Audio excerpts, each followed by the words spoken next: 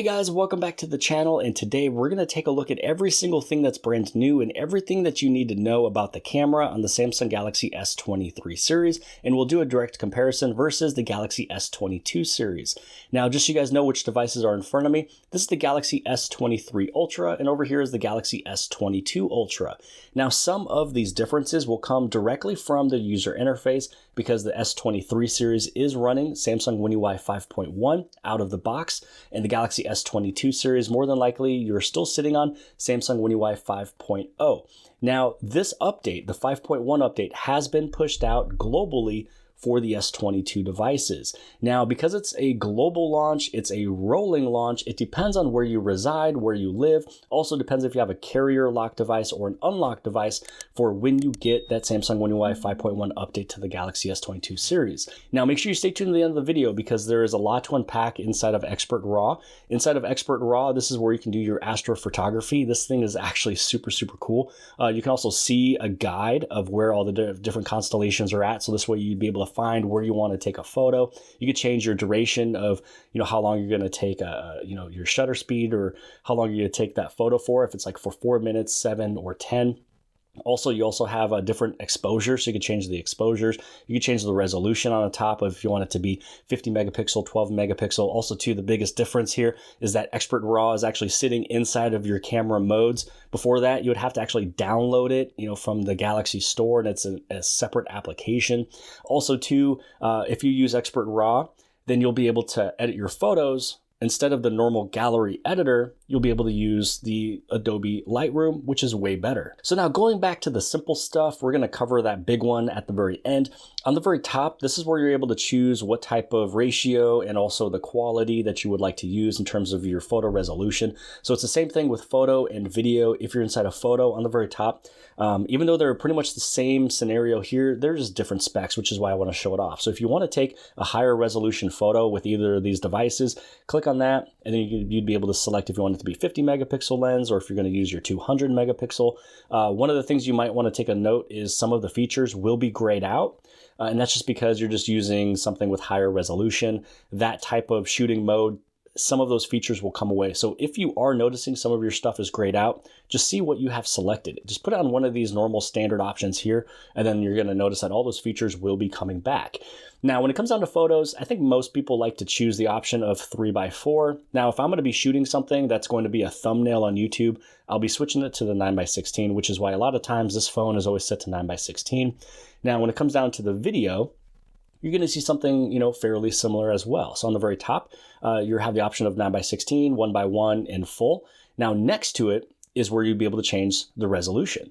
Now, when it comes down to the resolution, you can see that the little difference here is going to be, this is hardware-wise. You can shoot 8K, but 30 frames per second on the Galaxy S23 series, which is a pretty big deal. So 8K, 30 frames per second. Over here, you'd be able to do 8K, but 24 frames per second. Now this next one, we're gonna simply just go inside of the settings. So with the settings, we're gonna be able to see, what is new, what is different, and pretty much everything on the very top is the exact same. When you take a look right here for advanced picture options, over here on the Galaxy S23 series, it's gonna be slightly different. So you have that high efficiency photos, so they're both sitting right there. And then for RAW copies, you can save both JPEG and RAW copies just by switching this toggle. Or over here, you can have a couple different options. So you have JPEG format. This is where you'd be able to do RAW and JPEG or just RAW. So this is when you do the Pro mode picture format. So if you switch over into Pro Photo or Photo Pro, this is where you're able to make those changes. This one's just a simple toggle. This one's a little bit better, giving you 3 different options. So now we're just gonna scroll on down. We're gonna try to see a couple things that are also different here. So selfie color tone looks as if it's pretty much removed over here on the right-hand side on the Galaxy S23 series, which is really no big deal. Auto frames per second, video stabilization, advanced video options. So you're gonna notice a few different options that are available over here on the S23 series that is not over here. So with this one over here, you have the high efficiency photos, and you're able to prioritize what you want it to do. So with this one, you can prioritize video quality, or you can prioritize your saving space. So that's pretty much what this one is over here. If you select this one, it's going to reduce the file size, which is going to be this option over here. So they kind of just changed the way that this kind of looks. with high efficiency photos. You can switch between what you would like to, prioritize it as.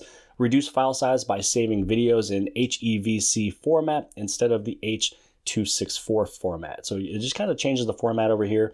You also have this option here. So if you go inside of Pro Video, so if I actually turned on Pro Video, I'd be able to turn this on right here for high bitrate videos.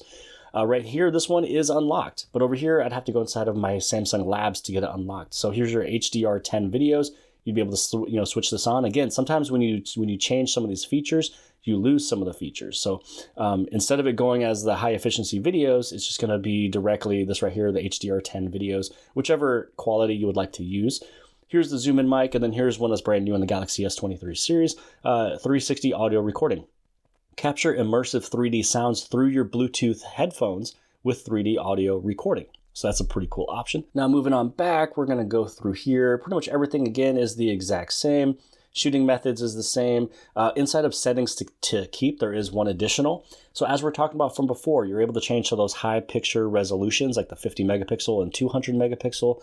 So when you are inside of the photo mode and you have selected the option of 50 megapixel, now that you have selected this one to be toggled on, anytime that you leave the camera, even if you completely close the camera app, the next time you go back into the camera app, it's going to go directly over into the 50 megapixel or whichever one you have selected. So it's pretty cool. So again, just remember that if you would like to have some of these settings to be kept after you have closed the application, you can go through these ones and you can turn them on.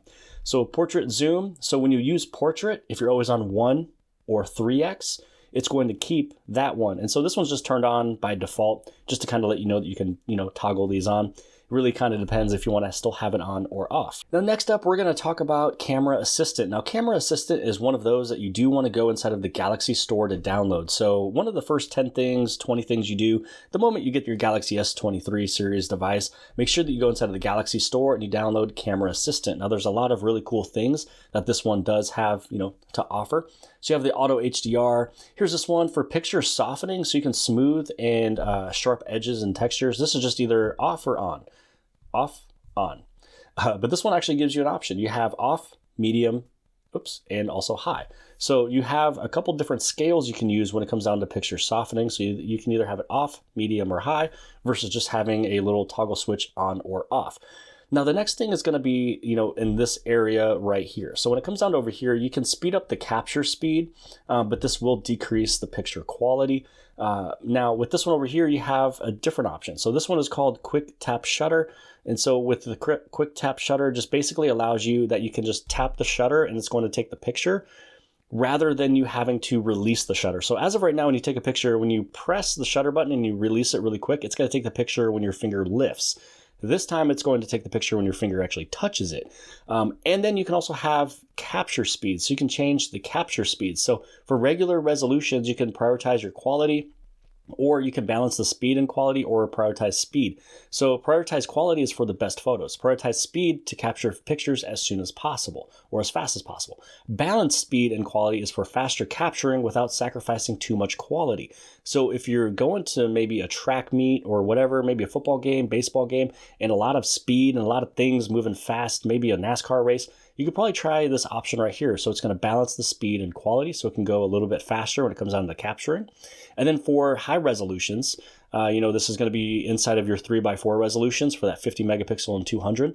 You can either prioritize the speed or prioritize the quality. More than likely, if you're moving over into that 50 megapixel or 200, you're really looking for quality, so you're probably going to leave that one. The only thing I would probably change would be to this one here, for any of you guys out there that would like to, make a small little change to your S23. Now, scrolling down, this one right here is the exact same. Now, with this one here, this is going to be slightly different. So when you take a picture with your timer, it's going to take, either one picture out of the box. So, when you go inside of the camera feature or inside of your normal camera, on the very top, you have your little timer up here for 2 seconds, 5 and 10.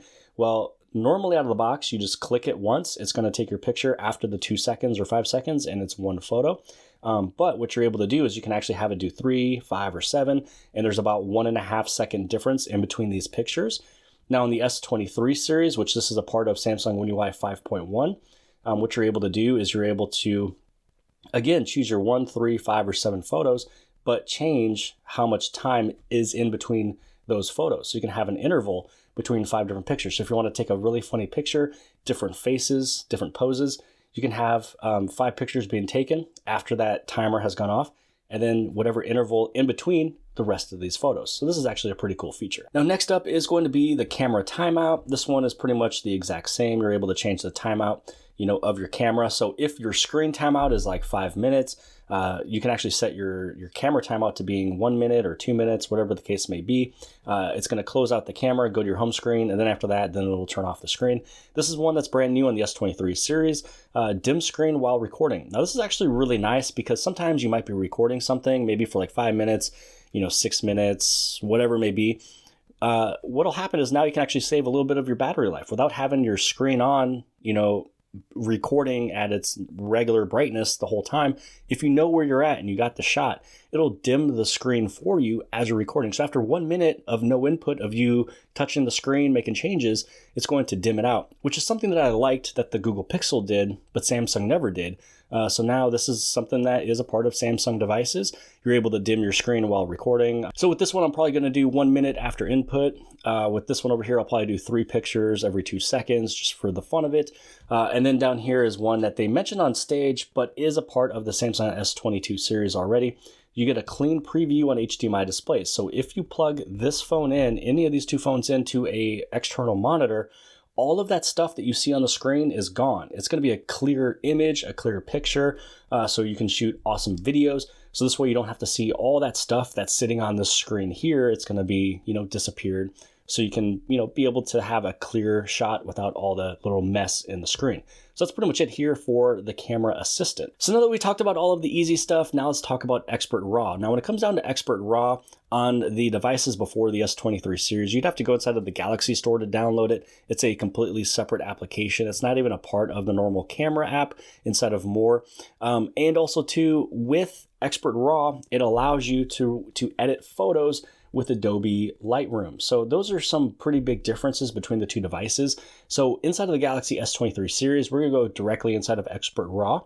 So some of the cool things you're able to do with Expert RAW is that you can change your ISO, the speed, EV, you can change your focus, the white balance, things like that. So if you want it, if you want to change your focus, pretty much anywhere, in terms of like the depth, stuff like that, you can change it away from manual by switching over into auto, just like that. And then same thing over here. So if you change your white balance, if you're going through all the different white balance settings, and then maybe you just can't really get it perfectly right, you can just select over there and switch it back over into auto. So a couple things I want to talk about is going to be on the very top. So this is where you can change it between 50 megapixel or 12 megapixel. Again, if you go to 50 megapixel, some of the features will be taken away just because it wasn't, made for the higher quality stuff over there. Also too, this is where you have that multiple exposures. This is something that's new. That wasn't there from before. So your shutter, you can have it as either continuous or manual. Overlay, you can do add, average, bright, or dark. And then exposures, you can kind of change your exposures right here. How many exposures would you like to use? So for multiple exposures, automatically it's at 2, but you can put it all the way up into 9. So I'm going to leave it as 2 just because that's kind of where it was out of the box. And then also too, some of the fun things is astrophotography. So I did a lot of fun stuff with astrophotography tonight. I got my hands and feet and everything else super cold sitting and standing outside, but it's pretty fun. You can also see the sky guide. So because the phone is pointing down, it's showing me what is, below me. And so if you actually walk outside and you start moving and pointing your phone, putting it in different directions, it's going to show you all the different constellations. And so it's pretty fun. And you can see, how many stars are going to show up. So you'd be able to find if you want to take a picture of 1 constellation or 2 or 3. So it's pretty fun. So with astrophotography, you can either show it or you can hide it. And then you can have a duration. How long would you like this exposure and everything to happen? How much detail would you like to pick up? So you can either do it for 4, 7, or 10 minutes. Tonight, I tested the 4 and 7. I didn't do 10 just yet, just because it is a little bit colder. And also, it wasn't the darkest. I did this around 7 and 8 o'clock. So between 7 and 8 was when I did this. So it's not like I did it at, 9 o'clock when it was probably a little bit better. But yeah, it's pretty fun. So it's letting you know astro photography for 4 minutes. And then that is, how you basically turn it on. The other thing you can also do that it took me 1 or 2 photos to remember was, even though I'm taking pictures in astrophotography, I have the options here for doing ultra wide, wide, telephoto, and super telephoto. So if you want to get a little bit closer to some of those constellations, you're able to get that done. And I did test it. I did the normal wide and I did telephoto. Next time, I think I'm going to wait till it's darker out, maybe not as cold. I'm going to try the ultra wide as well as super telephoto just for fun. So just remember, when you're taking the astrophotographies, beforehand, it wasn't really a big deal. But when there's this massive mode specifically dedicated to it, I found myself using it. And I had a lot of fun, and I'm going to show you some of those examples and what they look like. Now, another thing I want to show you is over here on the bottom right-hand side, and this is where you have a couple other settings that were saved. And by default, you have an option for night sky and night long exposure. So night sky ISO is at 3200. You have speed, the EV, the focus, white balance. And then for this one, you can see, there is a few different differences between the two. And if you wanted to add more, so if there's another setting you would like to change, you'd be able to change the settings and also add in a name for it as well. So you can customize it, create it, things like that. I'm not that experienced when it comes down to changing a lot of this stuff for specific things. Maybe if I find, a really good setting for something going on and I'm just manually finding it, and then maybe I'll save it, but I can't just go off the top of my head and try to change it. So you have two of them. Now, if you want to select one, you simply tap on it. If you want to get rid of it, you just let go of it. And then if you want to go back, you just hit on back. And then lastly, on the very top with the settings, inside of Expert RAW, this is everything that you have. So you can save pictures in RAW and JPEG. So when you take a picture with Expert RAW, you'll actually see two images. One is RAW, one is JPEG. If you only want to keep the RAW format, then you can just keep the RAW format. So I'm going to actually do that option from here on out. And then this way, if I want to edit my photos, I'm going to go inside of the LightRoom. You also have special photo options. You can add options for astrophotography and multiple exposure pictures to the camera preview screen. So you can either turn this on, turn it off. I think that was some of the things that we actually just saw on the previous screen. Auto HDR, auto share to PC or tablet. This is also new. So with this one, you can automatically send the pictures you take to a nearby Galaxy Book or tablet. The device you're sending to needs to be signed into your Samsung account, have quick share turned on, and its screen must be on. So you can automatically have it go to your PC or tablet, which is pretty cool. Other than that, you would have to just simply manually go in your phone and send it via quick share. But if you already have it connected to your tablet, it'll automatically move over instantly right when the picture or video is done, when the picture's done, it's gonna move automatically over to your PC or tablet. So this way you wouldn't have to do it. But yeah, that's pretty much all the stuff. Some of those are from before. A couple of them are brand new. And so that was everything I wanted to show with that. So now let me show you kind of what it looks like, when it comes down to, the astrophotography. So I'm going to show you my examples here, which is actually pretty cool. So this is what I was kind of talking about when you walk around. So this is me just doing a screen record. You can see I'm on astrophotography. I set it for 7 minutes, but I'm walking around and I'm looking at where I want to take a shot. So I think it's pretty cool. There's no way I would have known all of these constellations. And you might be trying to take a picture of something, but you might be missing some of the constellation. And so this is just making sure that you get the full entire thing inside of there. So right there's Gemini, we saw Mars, we saw Uranus. Pretty cool stuff here. Lynx, I believe I found, there's the Ursa Major. I think I also found the Ursa Minor as well later on. So this is just me walking around, moving the camera. There's the Ursa Minor right there, Draco. So it's pretty cool. Again, it's an overlay that you can turn on, and then you just set it up, and then you take the picture. So here's a couple examples. So this first one, it actually came out looking pretty cool. The only thing though is that I was at a little playground. I had it set up. Didn't really know the pole was going to be in the shot because it was so dark I couldn't see it. But with astrophotography, you can see, what it looks like. This actually kind of looks pretty cool. You can see all of these stars. Now, just remember, if you try to take a normal image, just a normal night shot, you're not going to get all of this detail. Now, the other thing too is that, I was in an area with a few houses next to me. There was a little bit of lights. There was street lamps. There was cars driving by that was putting their headlamps, on my phone. So I believe I could have taken a better shot. And also too, if I would have waited till later, this was right around 7 o'clock, so it wasn't perfectly dark. This is why you can see two images. One is RAW and the other one is JPEG. So this one was where I went to a darker location. And this was for 4 minutes. So it's very bright, But once you go inside of Lightroom, you can make it look a little bit better. And that's exactly what we're going to do here. So let's see, let's move over here. You can see that this is the image of RAW. And with this one, we're going to go through and edit it inside of Lightroom. So how you're able to get that done is you want to go back inside of your camera. And when you're inside of Expert RAW, when you tap down here on your gallery, this is going to show you, your images that you took, and then now you'd be able to edit. So here's RAW, here's JPEG, here's RAW. And so the one that I'm going to edit just for fun, let's say that we go with this one right here. You have Lightroom sitting right there. When you tap on Lightroom, it's going to add the photo to the very top right here. You're going to go inside of all photos, and there it is just sitting. Now, one of the things I would suggest if you are brand new at this and you don't really know the best ways of editing photos, just go inside of presets. With presets, you can do recommended, you can also do premium. Now, premium you do have to pay for, but they have a lot of cool things, going with sky.